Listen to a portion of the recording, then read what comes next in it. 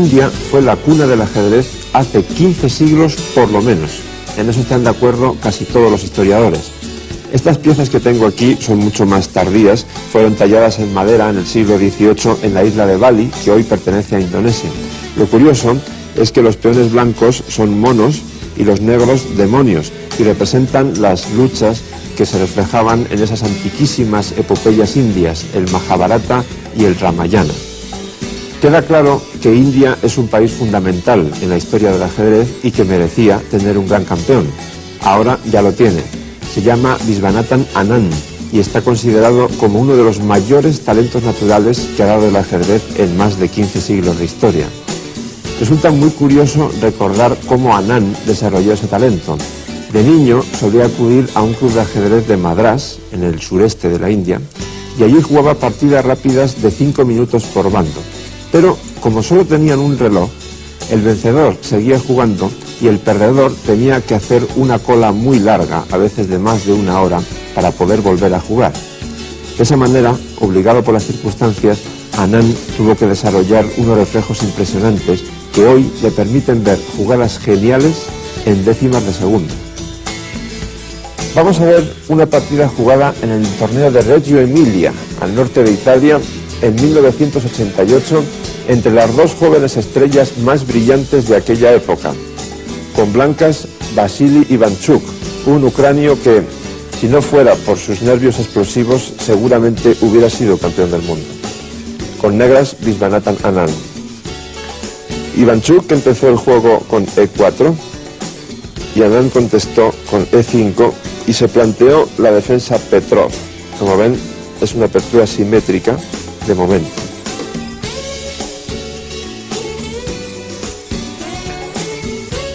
Caballo por E5. Las negras juegan D6, primero echan al caballo y después capturan a su vez el peón de E4. Las blancas ocupan el centro, las negras hacen lo propio, continúa el desarrollo normal de las piezas y las blancas se enrocan en corto.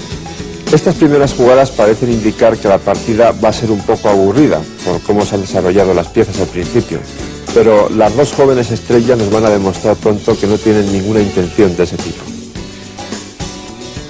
Anand juega caballo C6, Ivanchuk pone la torre en la columna abierta, las negras juegan alfil G4, que amenazan indirectamente al peón de D4,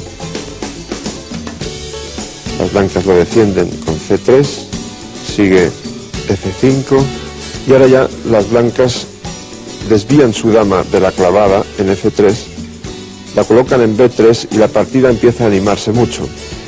Las blancas por una parte están amenazando el peón de B7, también presionan sobre el peón de D5 y además a las negras no parece interesarles tomar en F3 porque entonces después de G por F3, a pesar de esos peones débiles doblados en la columna F, el caballo negro de E4 tendría que retirarse y se abriría aún más la columna abierta que ocupa la torre de E1. Por lo tanto, Anand opta por jugar dama D6. La idea es proteger el caballo de C6, de manera que después de dama por B7 seguiría torre de 8, abriendo todavía más las líneas. Ivanchuk juega entonces caballo F de 2. Y este es un momento importante de la partida porque es como una especie de sello que indica por dónde va a ir después la lucha. Las blancas amenazan, entre comillas, jugar F3 con un doble ataque al caballo o al alfil. Lógicamente las negras deberían retirar una de esas dos piezas, pero Anand ya ha demostrado con sus jugadas anteriores que tiene ganas de marcha y por lo tanto no tiene ninguna intención de ir con las piezas hacia atrás. Lo que hace es enrocarse en largo. Ivanchuk realiza el ataque doble y Anand responde con alfil H4, echando más leña al fuego y atacando la torre de E1, que lógicamente hay que mover. Y después de torre F1, Anand muestra sus verdaderas intenciones, si es que no estaban ya claras, jugando alfil H3. Como ven, la partida se complica muchísimo. Ahora, las negras tienen dos piezas amenazadas, pero las blancas no deben comerse ninguna de las dos porque sería muy peligroso, sería de hecho mortal. Por ejemplo, si F por el caballo de E4, seguiría simplemente dama G6, amenazando mate en G2. La única defensa razonable sería G3, pero entonces alfil por G3 y el ataque de las negras es terrible. Si por el contrario, volviendo a la posición de la partida en la que estábamos, las blancas optan por G por H3, es decir, por comerse el alfil, entonces nuevamente dama G6 jaque, única jugada rey H1, entonces caballo F2 jaque, no hay más que torre por F2, alfil por F2 se amenaza mate en G1, no hay más remedio que retroceder con la dama a D1 para evitar el mate, y entonces torre de H a E8, una vez más se amenaza el jaque en E1, que sería mortal de necesidad. Por lo tanto, Ivánchuk no se come ninguna de esas dos piezas, sino que juega dama C2, con la idea, como de hecho ocurrió en la partida, de contestar a dama G6, amenazando el famoso mate que ya conocemos en G2, con caballo B3. Y ahora la dama defiende el punto G2.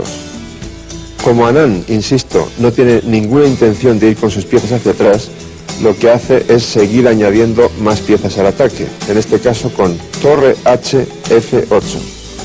Estoy seguro de que en este momento Ivánchuk volvió a considerar la posibilidad de capturar el caballo de E4, pero también estoy seguro de que no tardó más de unos segundos en descartar esa idea. Por simple intuición, sin calcular muchas variantes, porque enseguida se ve que después de F por E4, F por E4, se abren todavía más las líneas contra el debilitado enroque blanco. El alfil quedaría atacado, no podría ir a E2 por el mate en G2, podría ir tal vez a B5, pero por ejemplo A6, preguntándole al alfil qué va a hacer, sería suficiente para que las negras mantuvieran un ataque tremendo, posiblemente ganador. Por lo tanto, Ivánchuk decide con buen criterio proseguir con el desarrollo de sus piezas. Juega caballo A3. Y Anand se mantiene en sus 13 y echa todavía más leña al fuego, colocando la última pieza que queda, la torre que estaba en D8 un poco pasiva, la coloca en E8, en una posición muy activa, ocupando la columna abierta. Y aquí llegamos al momento clave de la partida.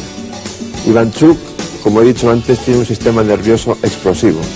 Es probable que en este momento no pudiera mantener la serenidad, porque si se hubiera mantenido fiel a su plan inicial, es decir, seguir desarrollando las piezas a una costa de que Anand le esté entregando o ofreciendo regalos y sacrificios que él no acepta, en ese caso Ivánchuk tal vez hubiera ganado esta partida.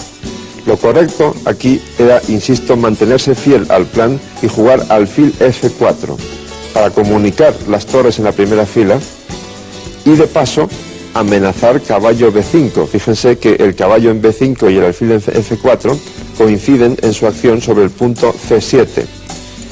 Eso hubiera dado con toda probabilidad una muy buena posición de las blancas. El ataque de las negras hubiera quedado neutralizado y Anand tendría que haber empezado a pensar en defenderse, cosa que además le gusta muy poco. Sin embargo, Ivánchuk pensó, bueno, si me está amenazando todo el rato el punto G2 y no puedo capturar el alfil porque el peón está clavado por la dama de G6, voy a retirar el rey a H1 y así amenazo tomar el alfil en H3. Hasta ahí el razonamiento parece correcto. El problema está en que ya todas las piezas negras están bien coordinadas para atacar y sobre todo en que la primera fila de las blancas está debilitada. Solamente está defendida por la torre de C1 y además, otro factor adicional, es que la dama está sobrecargada. Está al mismo tiempo defendiendo dos cosas. Por un lado, el peón de G2 para que no le den mate y también el alfil en D3. Y aquí viene el remate precioso de Viswanathan Anand. Caballo F2 jaque. Siguiendo con esa hipótesis de intentar pensar qué es lo que reflexionaba Ivánchuk en aquel momento, es probable que el jugador ucranio dijese, bueno, ¿y esto para qué sirve? Me como simplemente el caballo con la torre y si me da jaque en E1, puedo volver con la torre a F1, cubriendo el jaque mate, no hay ningún problema. Así que Ivánchuk tomó el caballo, cosa que por otra parte es obligatoria, porque si no, seguiría caballo por el alfil de D3 y mate en G2. Así que torre por F2, y ahora lo que Ivánchuk no esperaba era que Anand le entregase otra pieza, en un aprovechamiento perfecto de esa debilidad en la primera fila de las blancas. Anand contestó alfil por G2 jaque y ahora ya no hay solución. De hecho, Ivanchuk abandonó. Las blancas solo tienen dos respuestas. Una sería torre por G2, a lo que seguiría torre E1 jaque, aprovechando que ahora la casilla F1 solo está cubierta por el alfil. Y si alfil F1, torre por F1, torre G1, dama por G1 mate. La otra posibilidad es jugar rey G1, pero entonces también es mate forzado, empezando con torre E1 jaque,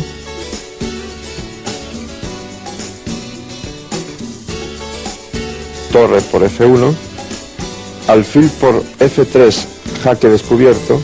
No hay más remedio que jugar alfil G5, que en realidad solo sirve para prolongar la agonía, porque después de dama por G5 solo queda dama G2, dama por G2, jaque mate.